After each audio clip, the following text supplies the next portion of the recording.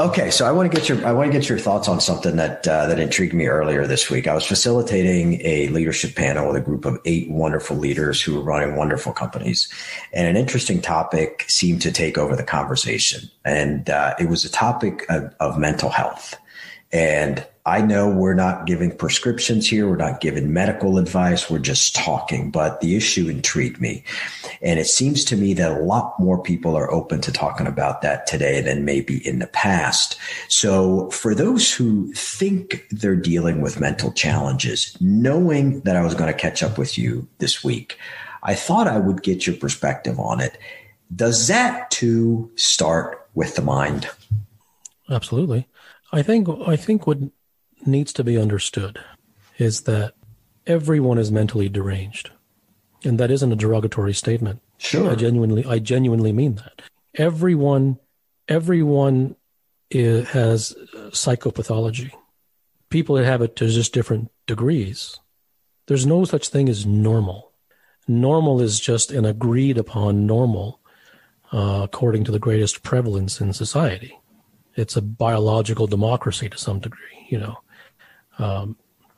So I don't think that there's something called normal and then there's mental health, because every human being suffers, not just mildly. Everyone suffers for their entire life. That's mental illness. Mm-hmm. It isn't mental illness that you shouldn't suffer. The reason it's mental illness is because the mind itself is an illness. The human being lives in a constant state of anxiety, varying degrees of so-called depression. All these things are just terms. They're just categorizations of common phenomenon into this and that. They're all derangements. They're all aberrations from the natural default, whether you call it anxiety or depression or whatever you want to call it. Those are just names.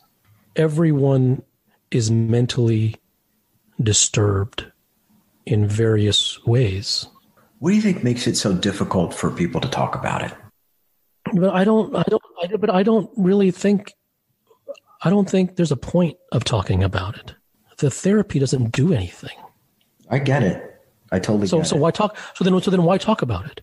The only reason that you would talk about it is because talking about it would do something, and it doesn't. It may provide a temporary good feeling or whatever it may be, but it doesn't cure anything. Not even close. I get it. So what's the point?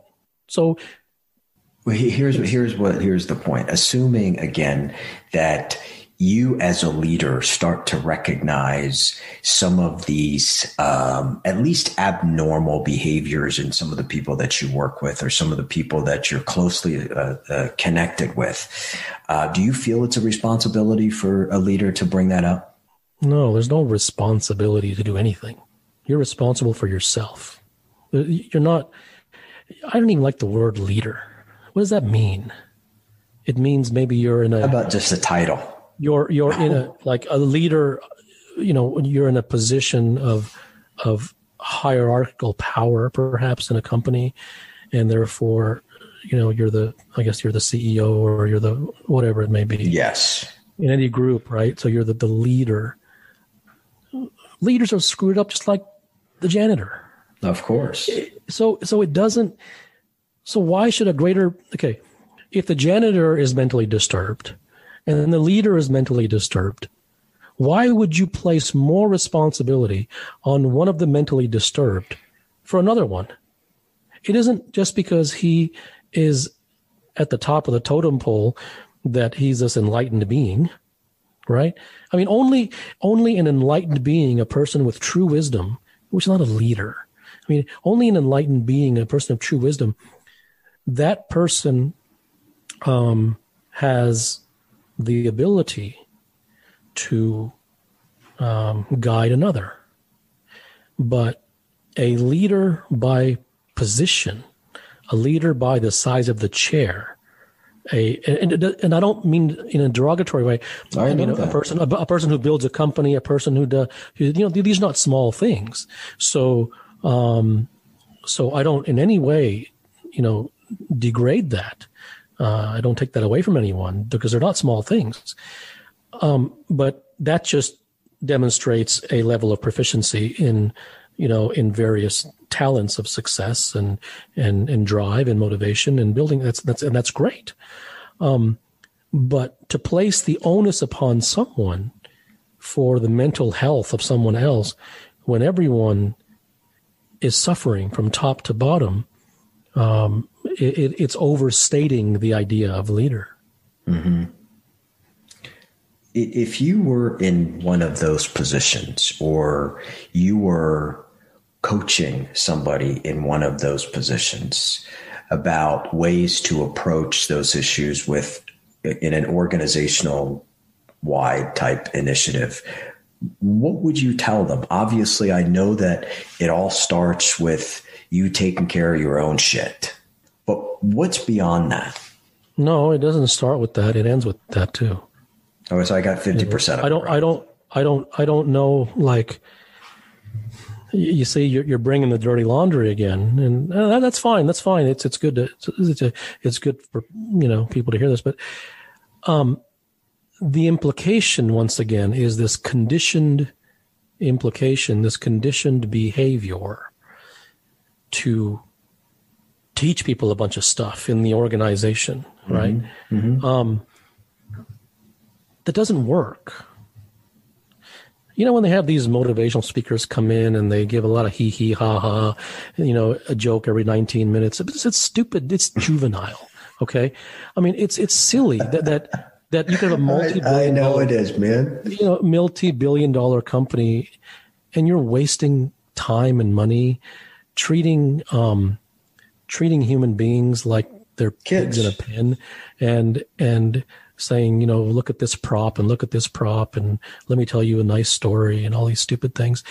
Human beings are not taught in a mass environment. That doesn't work.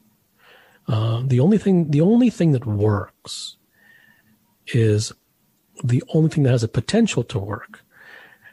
And the thing that has a potential to work is if a human being himself decides to come forward and he presents the desire and the longing to learn. You don't take people and put them in a pig pen and sprinkle a bunch of sugar on them. It is so juvenile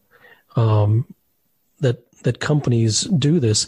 It is just yet another example of how human beings have no earthly idea how the human mind works. They could save themselves billions of dollars by stopping all these nonsense and workshops and meditation rooms and kumbaya classes. I mean, it's nonsense because no one is serious. If you became serious, you would seriously examine what actually works and what doesn't. You'd be interested in that. But that isn't how human beings are. They just check boxes. They just fill the event calendar. And that's not respectable. And that's why I'm not moved by the idea of leader, because most leaders I don't think are worthy. That isn't a leader who brings in nonsense and has sprinkles a bunch of stuff on their people. That isn't a leader. A leader is interested in what is truly effective, what is surgical. That means something that can actually help someone.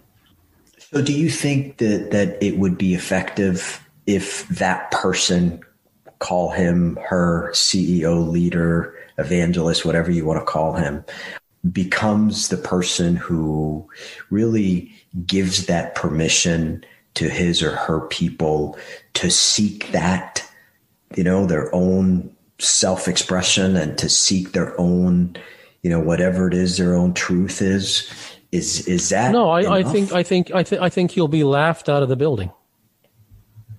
Because they won't know what the hell he's talking about? Right. Because he will be coming at it. He will be saying something that is so contrary to the norm that no one's going to understand him. You see, you can't teach human beings and condition them according to X. and then one day turn the tables and say Y and think they're going to get it. You made them into X for 50 years. Why wouldn't all they see is X? If it doesn't come in the language of X, they're not going to understand. They're not sitting there saying, I wish someone gave me Y. I'm not saying that. Everyone's a walking zombie.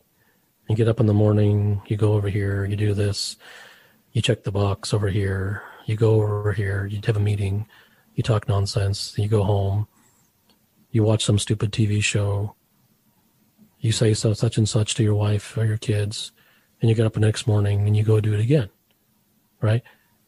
And then there you sprinkle some of these leadership conferences. This not, once again, I'm not saying you shouldn't do it. I'm not saying you should do it. I'm not saying it's a good or a bad thing. And what I'm saying is that the human beings do not look for truth, and nor should they. I'm just making the statement that they don't. And because they don't, any discussion about what they do is a waste of time. Do you think that their eagerness to seek validation and approval and to be liked by their boards, by their people, by the people they manage and lead, is that something that you think constantly gets in the way of them? Well, it gets in the way of everybody, right? Everyone is driven by ego and pleasure. But so what? What are you going to do? You know? See, the reason I always say so what is because there's nothing to teach here. Like, don't want to write anything down. Sure. Right? Yeah. So the reason I say so what is, yes, everyone is driven by that, but so what? Because as if they have a choice, right? It's the very, very rare individual that comes forward and says, well, you know, I'm very interested to really explore because I don't know any other way, and this is very, very intriguing to me. So when, like, if that happens, it like a possibility is born. But other than that, it's just chit chat. Yeah. Do human beings waste their time? Yeah. But so what? Do human beings waste their lives? Yes. But so what? Do human beings have board meetings that go nowhere and waste their time? Yeah. But so what? Do human beings enjoy validation? Yeah. But so what are you going to do? Say, don't validate yourself? Right. So all these things, it's all so what? The only time it's not so what is if a human being finds something inside him that is longing to devote himself to something. And you can't turn your next question into a hypothetical, which says, well, what if I do find a human being who happens to, because it doesn't mean anything. Those people are very rare.